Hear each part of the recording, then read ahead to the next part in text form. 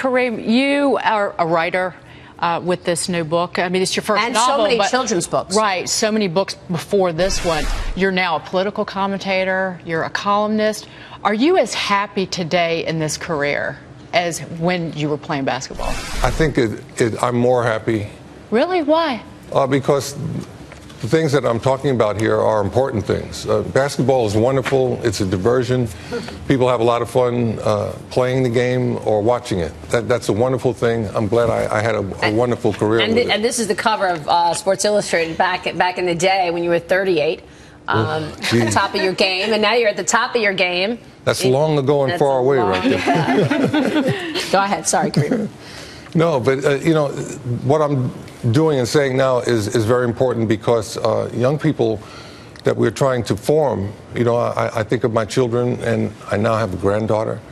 You know, I think about the world that she's going to evolve in, and I want it to be a place where all Americans have the right and are expected to perform according to the standards that are applicable to all of us equally.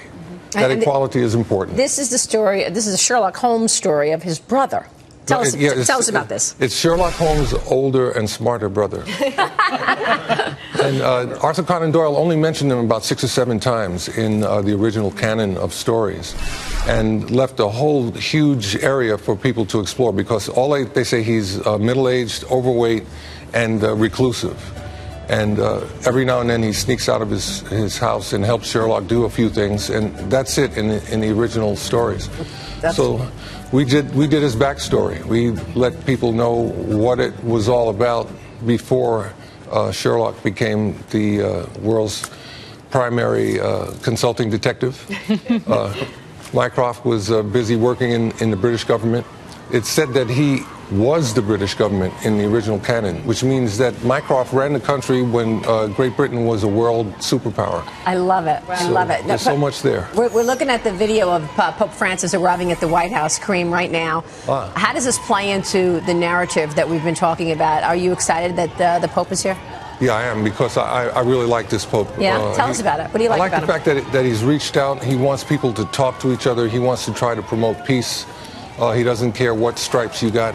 That's not important. He wants the whole world to work together for peace and cooperation so that we can eliminate some of the problems that are afflicting the whole world. You're right. And, you know, his parents, of course, fled Italy to get away from Mussolini. And then he was raised in Argentina. So he's got that sort of integration, Italy, Argentina, that's also... And he certainly has an understanding of what it is to be a refugee. Yeah. Yeah. Given that conversation and his history, what do you think that we could be doing in this country about the refugee crisis going on now? I don't know. I don't know how prepared we are to accept more refugees, but I think we need to be available to do what we can do, because this is a world crisis, and everybody's going to have to pitch in. It must be really liberating for you to be able to write, speak, and talk about some of the things that are important to you and that matter so much to the country. You're in a very different role right now than you were. Absolutely. Yeah. It's a great responsibility, and but I'm enjoying it. You know, it's been fun, and I got to think everything through and research it 3 times. But that's good, and that's all good. Yeah. Kareem, what's next for you? This book is your first novel. Are you moving into more toward noveling, or writing novels, or your children's books were really about education? Yeah. Well, I think we're going to have to think about this for a while, because the publisher wants a sequel. So we're going to have to do something about that, and I'm looking forward to doing it. But you know, then all of a sudden I got another deadline. But that's the writing. That's the business. You've been doing a lot of book signings. What are you hearing from the people when you go out? I mean, you know, we're talking about Donald Trump's comments about, you know, Mexicans, and then we hear obviously what we just discussed from Dr. Ben Carson. Are these subjects coming up while you're doing book signings? A lot of people come up to me and say, I like the way that you took on Trump. He talks too much. things of that nature. I'm sure you got a lot of Twitter haters. Got a lot of those. Got a whole lot of those. And did he come back at you? Because when somebody strikes at him, he said he comes right back at you. He wrote me a letter. What happened? He wrote it on the statement that I made. He said that I had no idea about what America was all about and how to make it better. And, it's funny. It's like a note that you get from the class bully. But I've had to deal with that too. So whatever happens, happens. He wouldn't get in your face because he would hit you somewhere right here. Yeah, he'd be getting in my chest. Yeah. Who's tougher, Trump or Lambier? Lambier was on the court with me, so that was a little bit tougher. Yeah. It's hard because you want to hear and have these conversations, but politics gets in the way in sometimes. And, unfortunately. Do you see that happening? Yeah. It happens too much, and it's unfortunate. That's why you got people like Bernie Sanders in the lead ahead of Hillary Clinton. Yeah, in some places. And Bernie has something to say that makes sense. He actually is trying to solve problems. He's not trying to cater to any political ideology. It's about Americans have problems. We got to solve them. When you started to express political opinions, were you prepared for the blowback? Because we all do this for a living. We've developed very thick skin. I'm sure you did as an athlete, but politics is a totally different arena. Well, the thick skin actually transfers pretty well.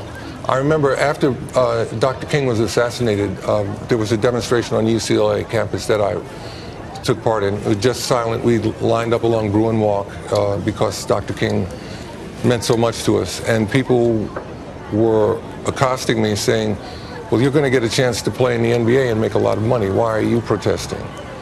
And they could not separate one from the other.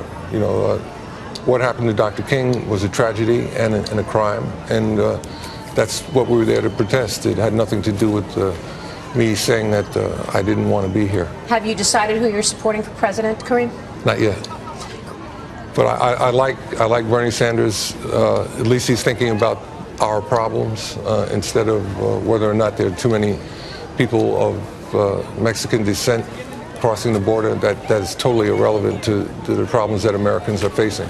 Kareem, it's great to have you on the show today. Congratulations on your prolific writing. Thank you so Kareem much. Abdul-Jabbar, Mycroft Holmes is the name of the book, and he's doing book signings this week in New York City. Kareem Abdul-Jabbar, Dagan McDowell, Michael Block, Monica Crowley, good to see you all. Thank you so much. Stuart Varney will take